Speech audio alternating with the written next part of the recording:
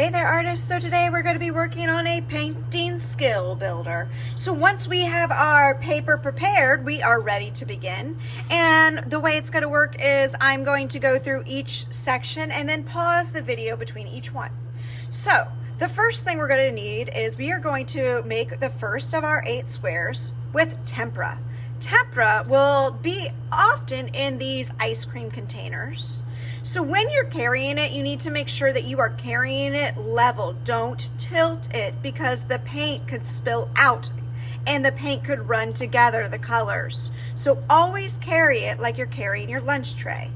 When you get to your table, you're going to gently snap off the lid. You may or may not have a lot of colors today, since we're just going through the basics. So there's already colored stuff at the bottom. That's just the way the ice cream container is. Do not mix colors in the empties, please. We would like to save those for other paints later. All right, remember with your paintbrush, we're going back to the beginning to hold it on the wooden part, not the silver part. The silver part, my darlings, is the danger zone. So hold it on the wooden part. The danger zone is where you are in danger of getting paint all over yourself. Remember too to keep your paintbrush so that she is nice and pointy. You don't want her to scoot around on her bottom. You want her to dance around like bending like a little ballerina.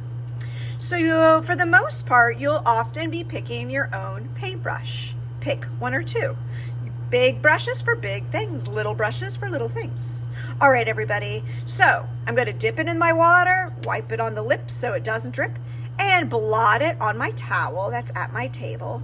And I'm going to pick any of the colors, and I'm going to color in the first square with regular tempera. This is regular tempera. So it doesn't matter what color. Dip it, wipe it on the lips so it doesn't drip, not the lips on your face. And you don't have to fill in the whole square. I just want you to see what the paint does, what type of paint this is. It's kind of gooey. If you want to, you can swoosh, wipe, blot to clean your paintbrush. Once it's clean, you can pick another color, wipe it on the lip so it doesn't drip, and you can mix it right on your paper and see what kind of mixture it gets. All right, I'm going to pause the video. Okay, so once you've played around with the first square with these paints, I'm done with these paints. That was just a little experiment so you know where those go. You're going to snap the lid back on those because we have new paints to get. First of all, I need to get my paintbrush ready by swoosh, not splash, wipe, don't whack, and blot. And I'm going to show you Tempera Cakes. So this is also tempera. These both are tempera, but this one comes in what's called cake form. Not the kind of cake you eat, silly Billy. All right, so you are responsible for keeping these clean. If your paint looks dirty, like this one, you can clean it off, and I'll show you how. So I like to prepare these paints by waking them up, putting a drip of water into each one. And on my second square here, I'm going to mix the same-ish colors. So to get it going, I'm going to swoosh it around to get the dried paint a little damp. You can see that it's getting loaded on my brush. And see what difference it makes. I'm going to also mix this one with the yellow. So I need to swoosh, wipe, blot. And this one was a little dirty. So I can take that bit, soak it up on my sponge or my brush, and just put it into the water. So I'm using my paintbrush almost like a cleaning tool. All right, swoosh it around, get it loaded onto my brush. My brush is still nice and pointy, and I can mix those colors and see the difference between this one and that one. All right, I'm going to pause the video so you can work on your Tempera Cakes.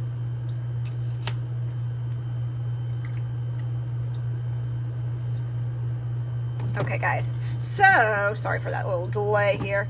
Okay, the next thing we're going to do is all the rest is going to be not with tempera, we're done with that, with watercolor.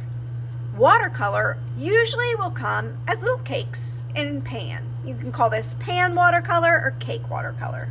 Sometimes we'll have liquid watercolor as well. But with this, there are lots of different techniques.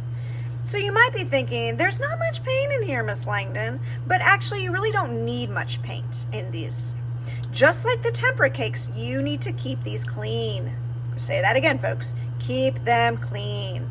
So what you're going to do is, just like the Tempera Cakes, get a little water on your brush and wake all of them up with just a drip of water. Hello, good morning, good afternoon, wake up. All right. Next, with my damp paintbrush, you can have it with wet because it needs it's called watercolor, so you do need water. I can even choose the same-ish colors if I want to see what the difference is. I'm going to get my brush, I'm going to swirl it gently. You really don't need that much paint. And you can put it on to that square, your next square. See what it does, how it can be light, how it can be dark. See what it does. How is it different from the tempera? All right, guys, pause the video. For the next one, we're done with the wet on dry.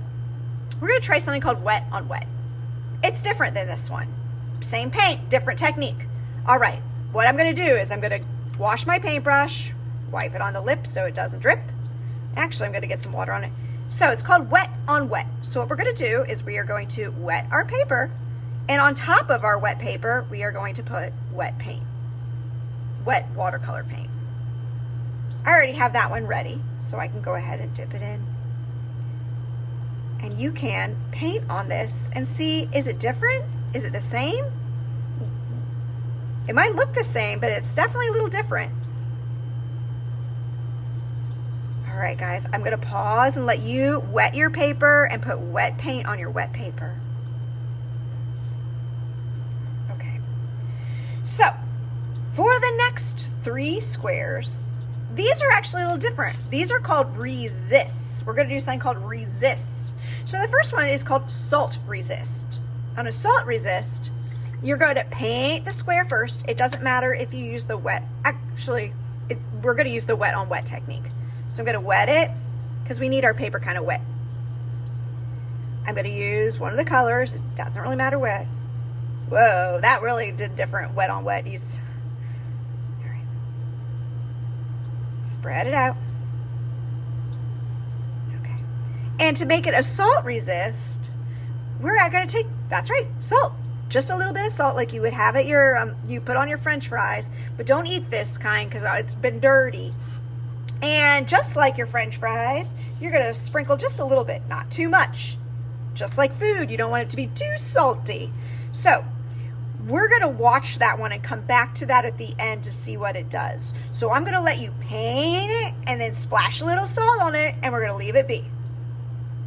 All right. For the next square is an oil resist. So we are going to use oil pastels.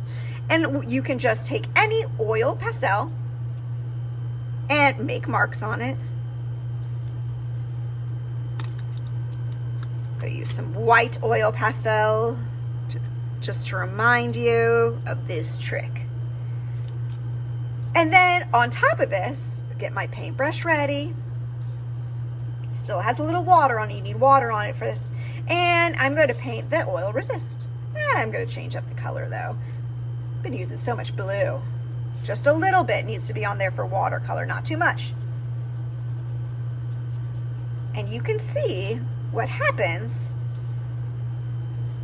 The oil is resisting the watercolor. You can see it getting shoved off. That is why it's called an oil resist. So I'm going to let you go ahead and play with your oil resist. I'm going to pause the video. For the next one, instead of an oil resist, we're going to make a wax resist. So, and crayons are made out of wax. So I'm going to use crayons instead of oil pastels and see if it's any different. Do you think it's going to be different? Guess you're about to find out. All right. Pick any color. I feel like yellow.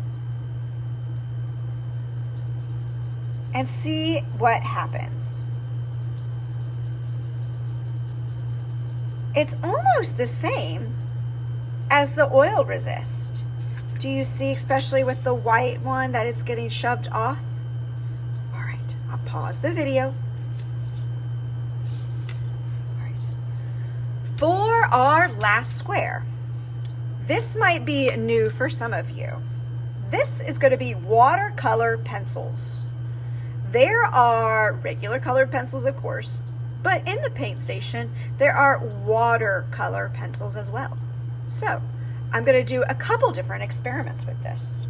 One experiment is I'm going to make something here. So let me see, I'll just make a box. Just like a regular colored pencil, except this one, I'm going to put the water on top of it, and I'm going to play around and see what this does. So, wait, I'm not going to pause the video yet because I've got other techniques. So that one I drew it first, and then I put water on top of it. All right, let's try this one. I'm going to dip the very edge of it into water, and I'm going to try to do it and see what it feels different. It might not look very different from the camera, but it feels different. And I've got a third technique. I think this one's my favorite. It's to use the paintbrush to make my paper a little wet where I want to color, and then use my pencil, and on that wet I can draw, and you can see what it feels like. All right, guys, I'm going to pause the video, but before I do, I wanted to say thank you for doing this skill builder. Try to remember these different techniques and what looks best. Oh, we forgot about the salt resist. Did you look at it, see what it's going on there? Anyway, happy arting today, guys. Goodbye.